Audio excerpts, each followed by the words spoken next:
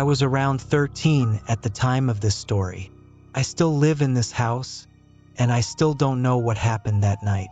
A thunderstorm had just started, and since our area is in Tornado Alley, I always slept downstairs in my dad's room just to be safe. I'm a heavy sleeper, so it was around 12:43 a.m., and I was sitting on my phone, watching YouTube to pass the time as the rain hit the house. I heard my dad's intense car bass pull up into the driveway.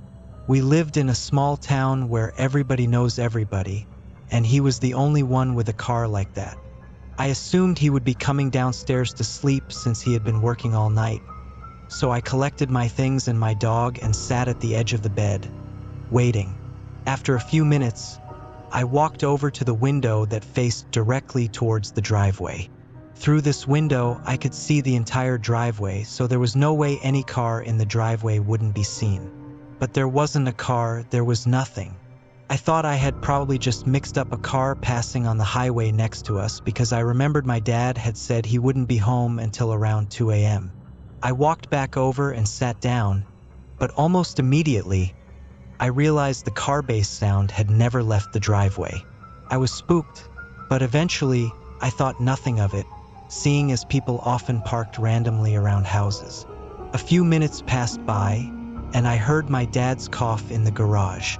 I thought he was home, and I was relieved because the storm was beginning to pick up. But it only frightened me more when I realized I had never heard the garage door open. I was too spooked to look out the window again, so I waited. A few minutes passed, and the rain was now hitting the house harder, with thunder and lightning getting louder and brighter. Then, I heard my dad's voice call out my name softly. At that moment, I realized there was someone, or something, in my house. I froze in place, listening. I turned and looked at my dog, noticing his confused look towards me, as if he hadn't heard anything. I slowly sat back down and laid as still and quietly as I could until I eventually passed out. I woke up at 4 a.m., immediately ran to the window, and saw my dad's car. I ran upstairs and told him everything that had happened. I don't believe in ghosts or anything, but I knew something had called my name that wasn't my father that night. I can't help but wonder what would have happened if I had walked up those stairs and followed the voice. We don't know what really happened that night, but I can't help but feel uncomfortable in my own house now.